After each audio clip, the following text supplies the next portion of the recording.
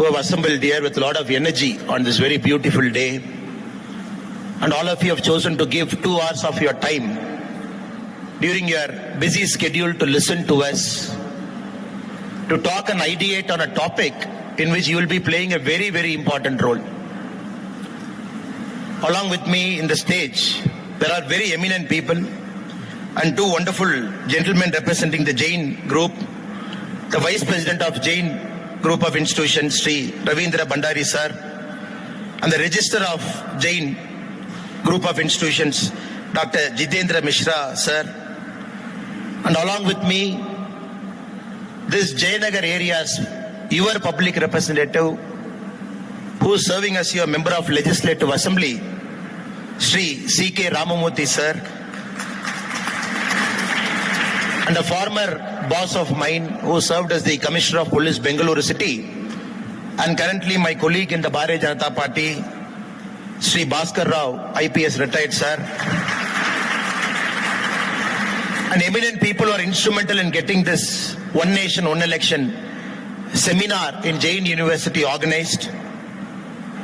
Sanchalak for One Nation, One Election for the state of Karnataka, Sri Naveen Shivaprakash ji, former member of Legislative Council and Saha Sanchalak, One Nation, One Election Karnataka, Ashwath Narayan Gowda sir, who just spoke before me and who is there in the front row, and madam who is coordinating the whole show, and Sanchalak for One Nation, One Election for the state of Karnataka, Madam Saga Sanchalak, Madam Pratima Subhash, and all the eminent guests who have come, guests and people from different political parties and the party, Bharatiya Janata Party that I represent, and all the media friends.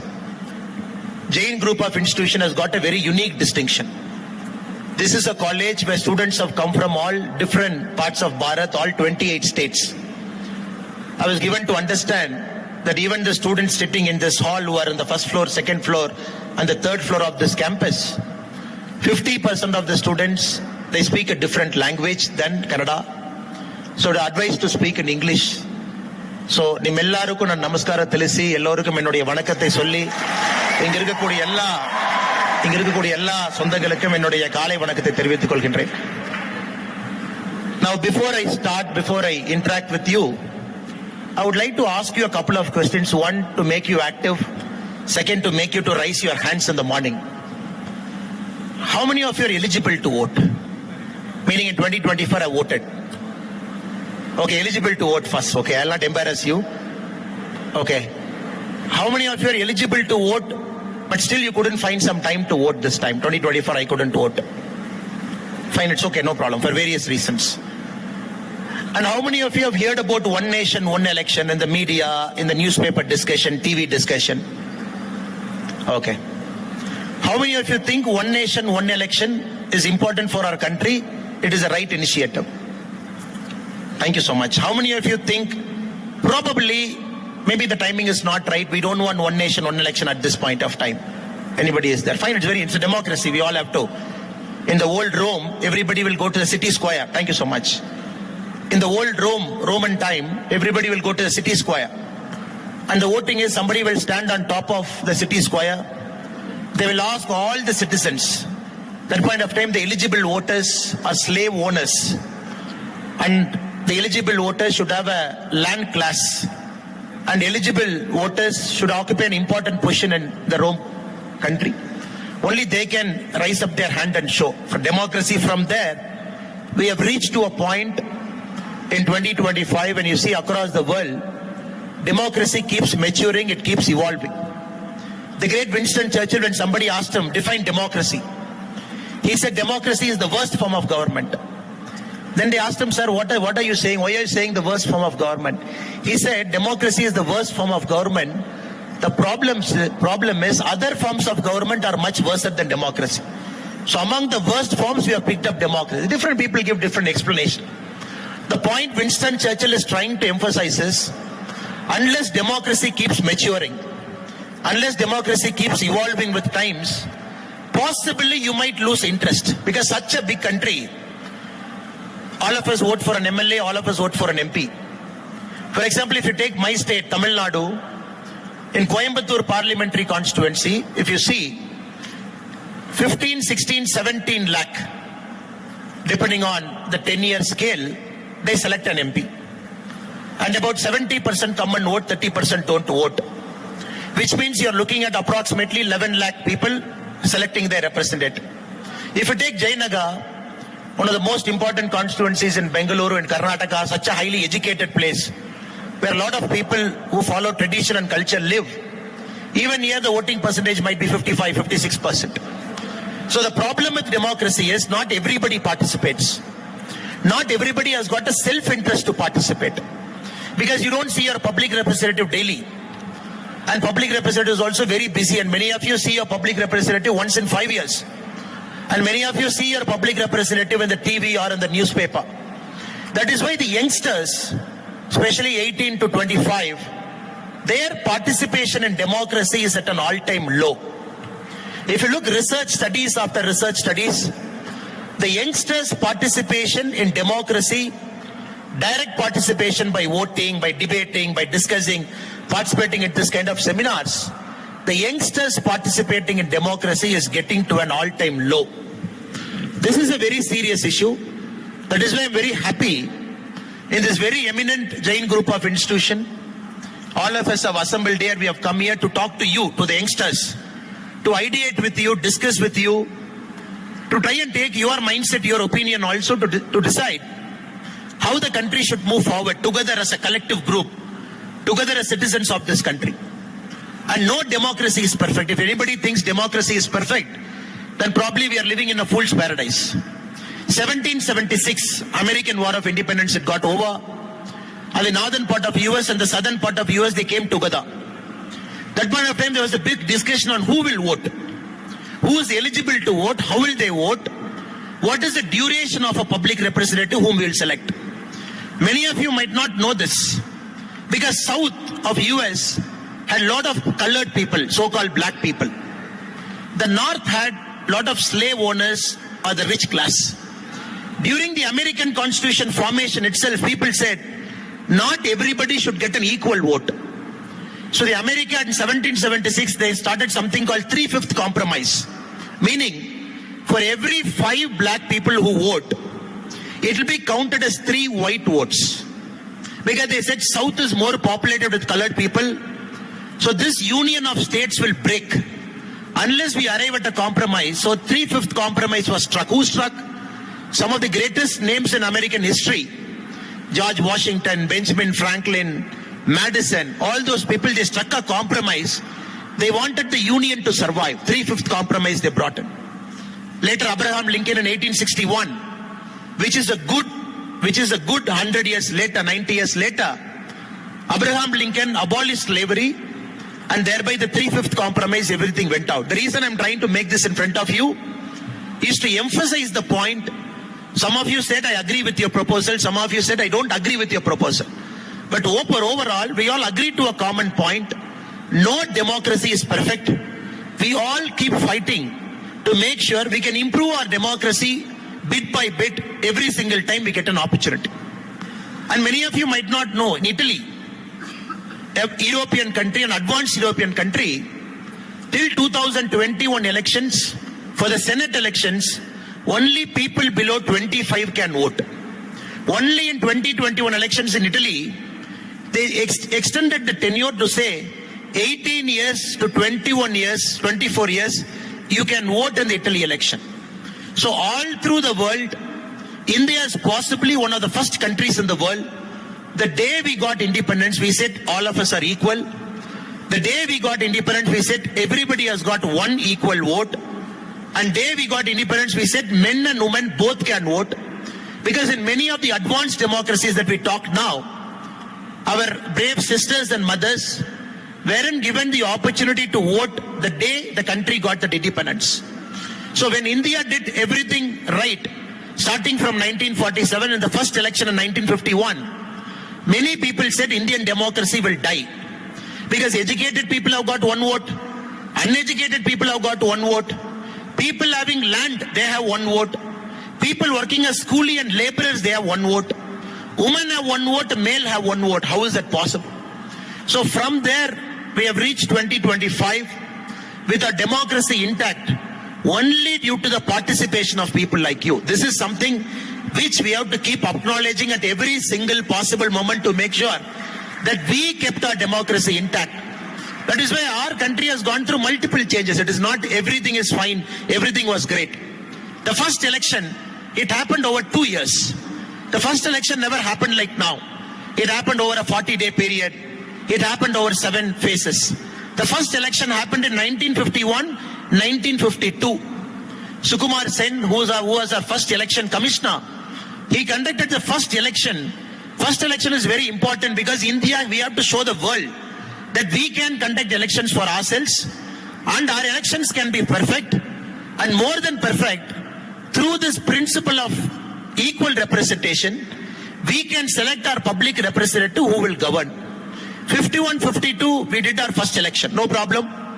57, exactly 5 years later, we did not regress into an autocracy. Exactly 5 years later, we did our second election, 1957, no problem. But the problem in 1957, the small problem was, 7 states have lost their majority by then. Madras, Mysore, Uttar Pradesh, Bombay, West Bengal, the so-called presidencies and some of the states couldn't complete their first 5-year term. So what we had to do as a country in 1957, we wanted the Lok Sabha and we wanted the Assembly both to go together in 1957 because 51-52 we voted together. 57 we wanted to vote together. In 7 states, when they lost their majority, we made sure all these 7 states again came back and together the 1957 elections also happened in one shot, no problem. 1962, 5 years later, again without fail, because the problem was many of the countries that got independence along with us, they regressed back to a dictatorship or an autocracy. For 3rd straight time after 5 years, again we did our election on time, whereby the legislative assemblies and the parliament house of people, we voted in unison. 1967, 4th time, again after 5 years, all the state legislative assemblies and house of people, Lok Sabha, we voted together. Which means our country, starting from 1952 to 1967, for 15 straight years, it was a one nation, it was a one election without fail. The problem happened from 1967 onwards, because 1970 Lok Sabha was dissolved 1 year before. The elections happened in 1971. By the time many states in our country, starting from Kerala had the first ignominious, the record of getting dismissed by the central government because there was a communist party in power led by EMS Namboodiripad. The government in Delhi at that point of time, they felt, okay, Russia is a communist country, China is a communist country, we cannot afford to have one more communist party ruling our country in a state in Kerala led by EMS Namboodiripad, because he is bringing land reforms, he is bringing a lot of things. Probably the Congress party at that point of time, when Madam Indira Gandhi visited Congress, before she was the Congress president, when she visited Kerala, when she reported back to her father Nehru, she felt it is time that Kerala should not go the communist way. So against the principle of Indian Constitution, against the principle of a person deciding what kind of government he wants, the communist government in Kerala was unceremoniously dismissed. Then one after the other, state governments got dismissed, many times for flimsy reasons. For example, during emergency, the government in my home state, Tamilnadu, was dismissed because they felt in emergency there are only 3 states in our country that are non-Congress ruled states. They felt all the non-Congress ruled states should be dismissed, and Tamil Nadu was one of the states which got dismissed. And many a time the regional parties, if they align with the party in power in center, Congress, they'll continue in power. If they change to a different national party, they will get dismissed. Classic case being Tamil Nadu. Whenever DMK aligns with Congress, they are there. If DMK doesn't align with Congress, they get dismissed. So we have seen this kind of a seesaw democracy in our country, starting from 1970, an 18-month emergency in between. Then we have different governments coming and going, the late 80s. In the emergency, the Congress party dismissed so many governments. When the Janata Party came back to power post-emergency, They also dismissed so many governments. They said, emergency, you dismissed this many governments. After emergency, I have come, I have dismissed so many governments. Now what it has created is a problem in our country with 28 states and 8 union territory. Every year, always our country, Bharat, seems to be on election mode. Every year. We just finished an election in Delhi. We are preparing for an election in Bihar, October, September. Next year onset, Bengal and Tamilnadu will be the first states to go for election. Last year, along with Lok Sabha, we finished Orissa, we finished Andhra Pradesh. Immediately after the Lok Sabha election, we did Haryana, we did Maharashtra. You keep observing in our country always seems to be in election mode. There is always a model code of conduct in some part of the country. You all know, the youngsters, the students have to understand. A model code of conduct, moment it comes, it freezes the government, it paralyzes the government. And a model code of conduct comes a good 45 days before a government gets formed, before the election happens. And before the model code of conduct, a good 6 months goes into preparing electoral rolls, starting from the district collector to the tahsildar. Their job 6 months before the election is to prepare the electoral roll. Okay, anybody above 18 years, new voters, have you registered? You got your voter card, addition, deletion of voters, shifting of voters. 6 months we do it. So what happens? The administration goes through a severe paralysis. 6 months before the model code of conduct, then the model code of conduct, which is about 45 days. Then the election happens. Within a week, the result comes. Possibly within 10 days, the government forms. So technically, if you take, a state loses at least about 7.5 months for every 5 years, only to prepare itself for an election, only to prepare its whole machinery for election. Right from a government school teacher has to be there in the field studying electoral roll. A government school teacher going to the polling booth, conducting election. A government school teacher standing, sitting all the way till the counting happens. And this one nation, one election is not about elections alone. It is about the dynamics behind the elections also. How we as a country conduct election. Because election is not an ordinary task. Every time you will see the EVM machines going in elephants. And some places in Uttarakhand we have seen people going in ropes, carrying EVM machines in their back because they have to go to an inaccessible terrain. And we have seen our brave teachers, CRPF and other paramilitary, central armed forces, people traveling all the way into dense, Naxal affected areas conducting election. So there is a machinery behind it. Now, over the last many years, not now, we are having a very big discussion how we should conduct election. Is it time that Bharat, India should go back to doing our election only one time, so that we go press one button for the Lok Sabha to select your MP, we press one button and another EVM to select our MLA, and then we walk out, so that every 5 years we get tuned to it. There are many logic and counter logic that is given both and against the one nation, one election.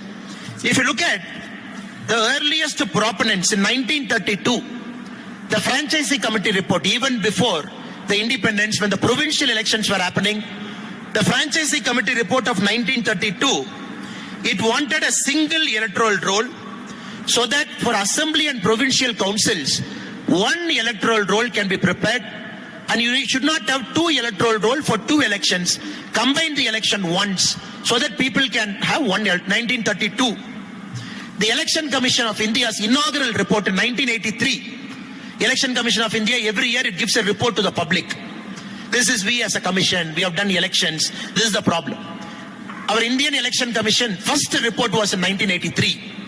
If you look at the inaugural and annual report in 1983, the Election Commission of India said in 1983, it is time that our country should go for simultaneous elections, which we lost in 1967. They said in 1983. If you look at the Law Commission of India report in 1999, 170th report, the Law Commission also said it is important we go for one nation, one election, because that is how we were. Now there is so much confusion of multiple elections happening at multiple points of time. 2015, Parliamentary Standing Committee on Personal Public Grievances, Law and Justice, a group of parliamentarians thoroughly studied the issue. They also felt it is important that we should go for one nation, one election. 2017 Niti Aayog, they analyzed the economic potential with respect to conducting one nation, one election. If India does one election, one shot, for both the Assembly and the House of People, Lok Sabha, they formulated the working paper called Analysis of Simultaneous Elections, What, Why and How. If you look at that paper, for me the most striking thing that I liked in that paper is one nation, one election will force a regional party to think nationally, a national party to think regionally. This is very important for our country like Bharat, which has got all of us speaking multiple languages, differing cultures, but the spirit of Bharatiya we united. Just yesterday, you might have seen in Tamilnadu, my home state, the common symbol rupee, which we all use. Tamil Nadu government said we will not use this symbol because we wanted to use our Ru symbol. Because our rubai, what you say in rubai in Tamil, the rubai itself comes from a Sanskrit word called rupaya. From there the Tamil word rubai has come. And that Ru. The counter logic is, since you don't want Devanagari, you don't want Sanskrit, but why do you want Ru? Because Ru itself has come from Sanskrit. Now, in fact, the symbol was given by a Tamilian in 2010 in the National Design Contest. A Tamilian presented the symbol which was accepted in a design contest, which all of us have accepted. Now, one state says, no, I don't want this symbol. Now, tomorrow a non-Tamil speaking friend, you come to my state, you go to a tea shop. Let us imagine you order a cup of tea, which is 20 rupees or 10 rupee and a vada. And then you take a menu card. What will you read? What will you see? That is why we have a certain commonality. That is why this Niti Aayog working paper very beautifully said, it will force the regional party to think nationally and national parties to think regionally. This is one important outcome that will come out of a one nation, one election.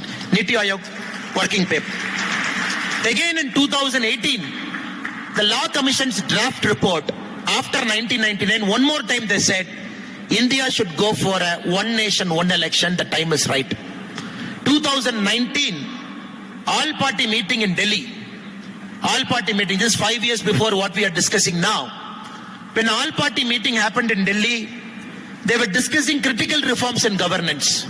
One important topic among the 19 parties that attended is how many parties support one nation, one election. You'll be very surprised to know many parties have taken a stand in parliament now. Some of the parties that, no, we don't support one nation, one election. But many of the parties in 2019, when they participated in that conference, 16 parties wanted one nation, one election. Parties BJP, Nationalist Congress Party, JDU, YSRCP, BJD, BRS, LJP, SAD, APNADAL, All Jharkhand Students Union, Sikkim Krantakari Morcha, NDPP, NPP, PDP, RLP, RPI. 16 parties said, we want one country, one election. 3 parties in the 2019 meeting, they said, we don't want one nation, one election.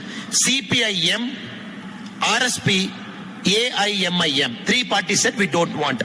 So the reason I'm giving this in front of you is, this is not a concept we are discussing now. This is not a concept the current parliament has taken up. Nor this is not a concept we are discussing for the last 6 months. This is a concept that started in 1932. And we are discussing it at multiple points of time. Election Commission, Law Commission of our country, all parties meeting that is happening. So all of us in consensus, we are trying to move towards one nation, one election, so that the youth participation in democracy will become high. You don't get voter fatigue. Oh, this month you will make me to vote for Panchayat election. Then you will call BBMP election for Bengaluru civic body, you will call me. Then after 3 months you will call me to vote for Legislative Assembly. Then after 3 months, like Karnataka, 2023 your assembly. 2024 you voted for Lok Sabha. Now BBMP elections we are not sure when it is happening. Again you will vote. Then people like me and all the leaders will complain. Oh, youth is not participating. Youth are bad. Since youth is not participating, they are not interested in democracy. I am very, very sure when we facilitate youth to vote, 100% of our youth will come, they'll participate, they will vote, they will select the public representative of our choice. Now this is also a logic the students should see. you get a voter fatigue. You are least interested every time to go up, stand outside the polling booth, and many a time you don't have full information. Who's the candidate? What is the background of the candidate? Especially for a corporate election, you might not even have an idea who's your corporator. That is why many of the youths don't turn up. I'm very sure one of the positive aspects of One Nation, One Election is the participation of youth will go up. Second, there is an economic logic. Now, there are various economic studies which points out to a fact. If we have one nation, one elections at one shot, next year, the Indian GDP will see a rise of 1.5%. 1.5% will be an addition to the GDP. So 1.5% of the current Indian GDP will be about 4.5 lakh crore rupee. 4.5 lakh crore rupee would be an economic addition, a logic, because of One Nation, One Election, because of an uptick of 1.5%. Now there are also various studies that points out 2024 Lok Sabha election, all the political parties, candidates, everybody, there is a legal ceiling limit. Some candidates go over that, some go under over it. Though Election Commission job is to catch. 2024 Lok Sabha alone, there is an estimate which says together in our country for the elections, everybody had spent 1,74,000 crore for the election. 2024 Lok Sabha, 543 constituencies. Estimates say together the candidates, political parties, everybody, legal, illegal, under the table, over the table in our country, together they have spent 1,74,000 crore rupee. Now I am very, very sure the eminent audience sitting gathered here will think through multiple things, okay? Politically, One Nation, One Election. Economically, One Nation, One Election. To advance a democracy, One Nation, One Election. To reduce voter fatigue, One Nation, One Election. That is why of late the One Nation, One Election has got a lot of discussion, lot of debate. Now we as a mature democracy, it is not Bhaskar Rao sir or our MLA sir has come to the stage, they said, tomorrow morning One Nation, One Election, all of you have to accept it. No. Our country, we have gone through a democratic process. And there is a committee appointed by the government, headed by the former president of our country, Sri Ramnath Govindji. He had a committee, he studied, called political parties, visited, spoken to people like you, young audience, all kinds of people. Then they came out with the report. That report is submitted in the parliament. That report is given to a joint parliamentary committee, JPC.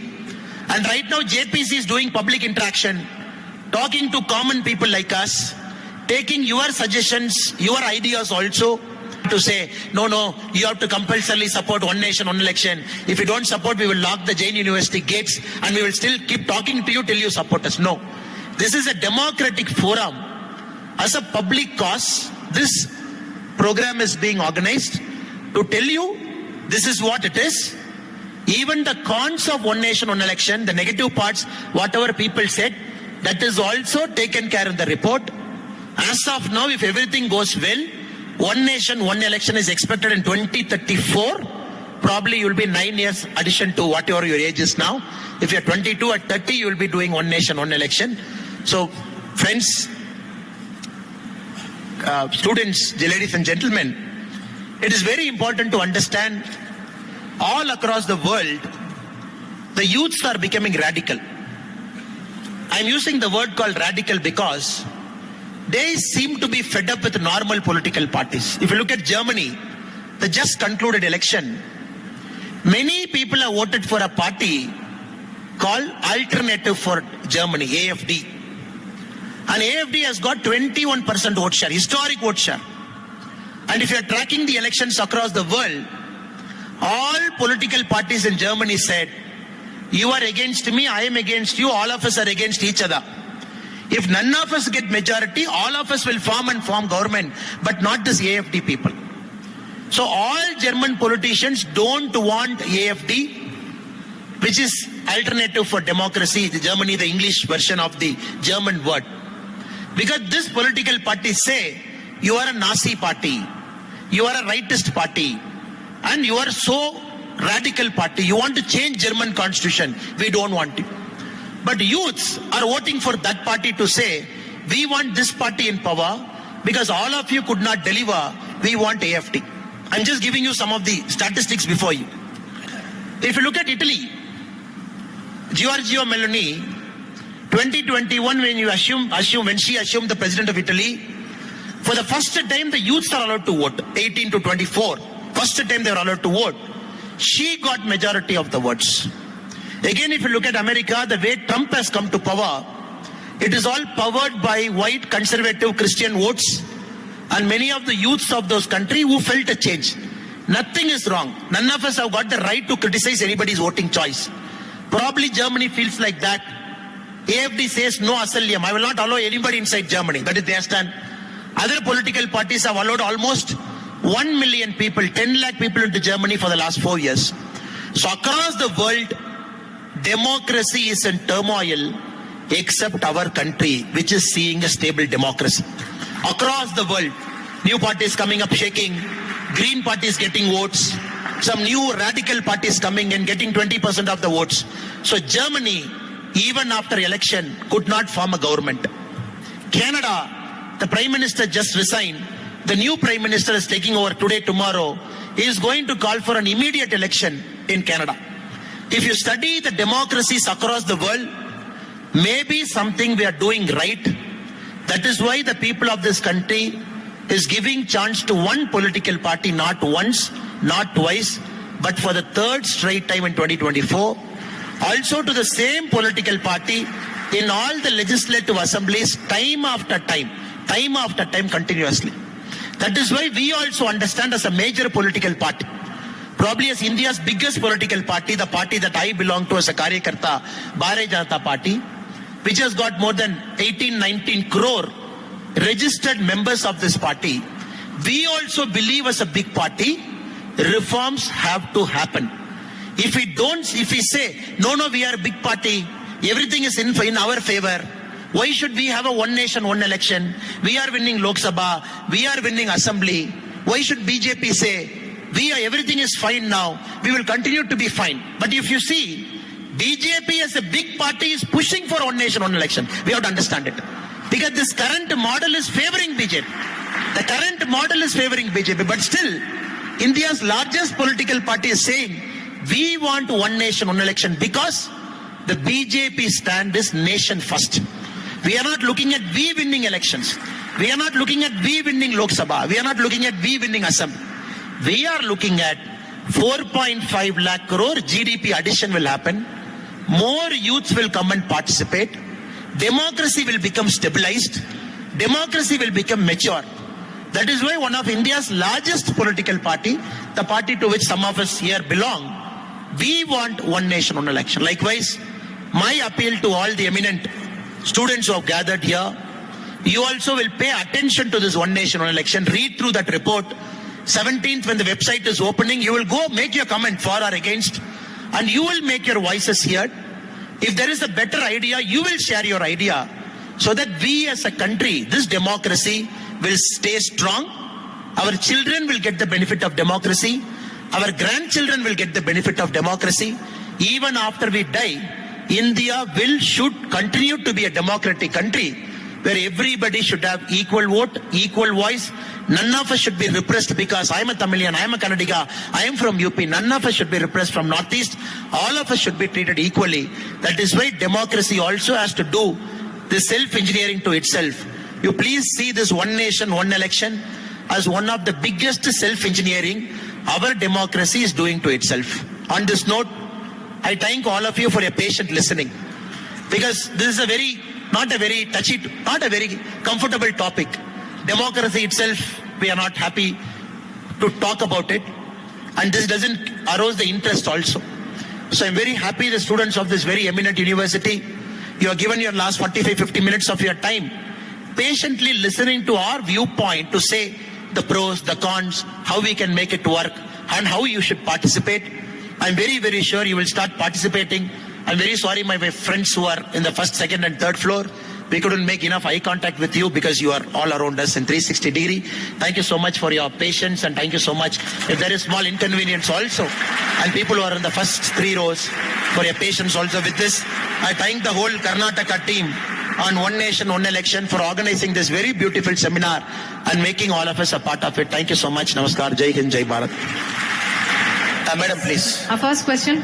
Vanakkam, sir. So, myself, Geopriya Karupaya, and I'm doing my UG second year in BA Economics and Public Policy.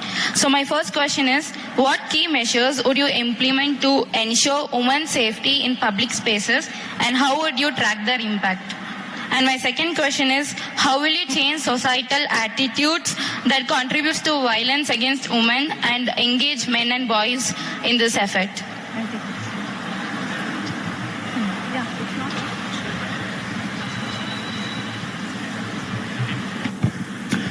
I think thank you for your question, sister. One of the biggest discussion that is happening right now, please have a seat, is about the safe spaces for our women in our country and the dignity that a woman is supposed to get and whether they're getting it. I'll give you a small statistic, sister. In my state, Tamil Nadu, in the last 3 years in Tamil Nadu, 2022, 23, 24, the number of school teachers, government school teacher, arrested for molestation or a sexual crime in a government school is 238. I'm repeating this again. In my state in Tamil Nadu, in the last 3 years, 22, 23, 24, the number of government school teachers arrested by the police for a sexual molestation or a sexual act inside the school campus on a student. Number of government school children is 52 lakh in Tamil Nadu. Is 238. Very, very serious cause of concern. And NCRB data also, if you look at it, in my state, year on year, the increase is about 8% roughly. 8% is what? The crime on women and children is increasing. So 100% your question is very valid. 100% we all have to pay our attention. And we have an eminent police officer who have served in multiple roles, police commissioner, DG. I personally believe police is one part of the problem, one part of the solution, the whole thing. When you look at the whole criminal justice system, you need to have faster trials. You need to have a better monitoring mechanism of the criminals who come out. In fact, somebody was telling, I refuse to wear a chapel. And this is not a political stunt. Oh, I've left chapel. No. This is because, and a friend asked me, sir, there are many cases happening in Tamil Nadu. Why for one case you refuse to wear a chapel? Why not for other women who was also molested? I said, brother, when a system fails, we are in deep trouble. In my state, what happened? The best university of Tamil Nadu for engineering is Anna University. And this girl is an engineering student. On 23rd of December 2024, she walks with her boyfriend inside the campus. They were talking. It's a wooded campus. And the criminal who's inside that wood, he kind of kidnaps the girl, molests that girl, records that act, blackmails that girl. And 2 days later, the girl goes and prefers a police complaint. 1 day later, 26th December, the FIR gets leaked. The whole of Tamil Nadu knows the girl's name, the girl's father, where is the girl from. Everybody knows because the FIR has become a public document. And the person who's accused number 1 belonged to a political party who had access to that university because he had a political pass. The ruling party guy was able to enter the campus. The watchmen were able to open the gate for him. He went there. Not one. He has done multiple acts. So my anger is, here the police have also failed. Deliberately the FIR was leaked. No CCTVs were functioning. The sexual harassment post committees were not functioning in the campus. So I'm taking this as an example. So I personally believe government is also one part of the solution. A large part of the solution is, for example, let us take Jain University. I'm sure they're doing it fantastically well. I'm not commenting. But all I'm saying is, it starts from your classroom to make sure you are safe. And you have a platform to vent out your feelings anonymously. Any mistake that happens here gets addressed. There is a system here. When you go to the street, then the government takes over. Anything that happens to you, there is a platform. So everywhere the platform has to be built and integrated across the state. Government cannot operate in silo. A private university cannot operate in silo. This is one part. The second part is, I personally believe, if you look at the sexual harassment, all the cases, close to 50-60% of predators are known to the girl. It is not an unknown predator. Close to 60% is a known predator. Uncle, Chikappa, Doddappa, neighbor, village fellow, the person who's in the classroom, outside. This is where as a society we have a problem. Because roughly 30-40% are unknown people. Even 30-40% is very high. In some cases less than 10%. So society has to change our attitude. How we see women, how we respect women. I think it starts with basic education, building up. How we respect our mothers. What kind of respect our mothers get inside our house. How our fathers treat our mother. The kind of language we use inside our house. So it's a long answer. I'm sure when people like many of you, when you come, when you decide to get into politics or public life, so when you have a holistic solution integrating everything, I think India will be a better place. But me or you or a corporator or an MLA or a police commissioner, it's a daily battle for us. When society on its own reforms, then the battle becomes smoother and easier. Thank you. Thank you so much.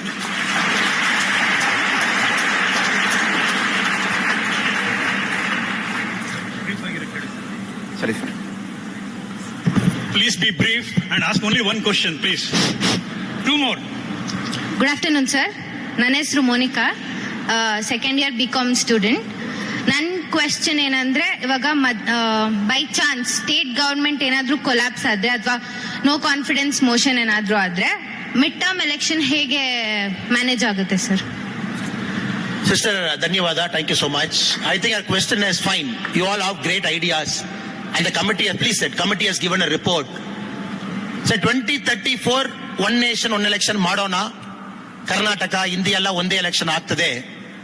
Let us imagine Karnataka government collapses by 2037. So Karnataka government should have 5 years, but it collapses in 3 years. Yet Madonna. In the report, the committee is proposing Karnataka government collapses in 2037. Elections will happen for Karnataka in 2037, but it will be only for 2 years. 2039, still Karnataka has to go for one nation, one election. So their idea is, if there is a midterm election that is happening, the midterm election's validity is only for the rest of the 5 years and not for a full 5 years. So that again 2039, we come back to one nation, one election.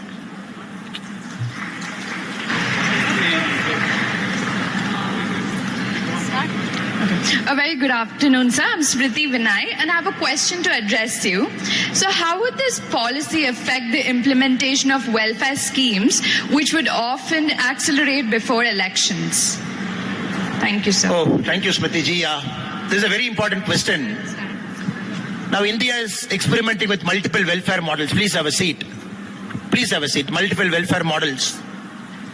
And some things we call a trickle-down economic effect, which we call welfare economics, and something we call a pure freebies. You just announce something before election, you want to win the election, then there is an exchequer burden. You are not able to spend the money wisely for infrastructure development.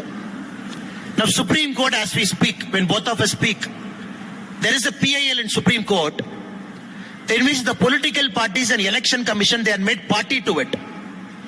And Supreme Court is trying to find a balance between freebies and welfare economics. Supreme Court is asking political parties to say, what is your definition of freebie? What is your definition of welfare economics? As of now, the case is on. And different political parties are submitting their affidavits to Supreme Court. Election Commission is also there. I personally believe when one nation, one election becomes, when all of you come together on a certain point, I mentioned a sentence. Regional parties will be forced to think nationally and national parties will be forced to think regionally. I think this is missing in our politics now. The regional parties are becoming so regional. The element of nationalism is missing in it. And second, you imagine 1 year, 2 year after election is so much burden because you want to give this much freebie, you want to announce 2,000, 2,500, whatever it is. Next 2 years, if you look at that load, I'll take Tamil Nadu, the budget is today. If you take Tamil Nadu government's budget is today. What do you think would be the debt of Tamil Nadu? What is the debt? The money that we have borrowed. Tamil Nadu is number 1 in the country. We have a debt of 9,50,000 crore. 9,50,000 crore is our debt. Highest. 26% of Tamil Nadu's GDP is our debt. Our liquor company, Taskmark alone, gives us 50,000 crore. By selling liquor, we take 50,000 crore, we put it in the budget. Every year, Tamil Nadu government is borrowing 90,000 crore to balance our budget. Now, Tamil Nadu government finance is in collapsing for the last 5 years because to supply to freebies, you are not able to generate revenue. You are borrowing money from the market that is making you a net debt state. As we speak, Tamil Nadu to repay the debt, if you don't borrow any new debt from today, it will take 36 years for us to complete our debt. So I'm putting this in perspective. So I'm sure one nation, one election when it comes would solve some of this problem. Probably you're looking at a national manifesto, you're looking at a state manifesto, you're looking at a combination of manifestos. Political parties might not do too much adventure on freebies and announcing SOPs so that they can win elections at any cost. But frankly, we have to wait for one nation, one election to understand how political parties will take it forward. Because we can only guess. But I hope political parties will become mature with one nation, one elections as well. Thank you.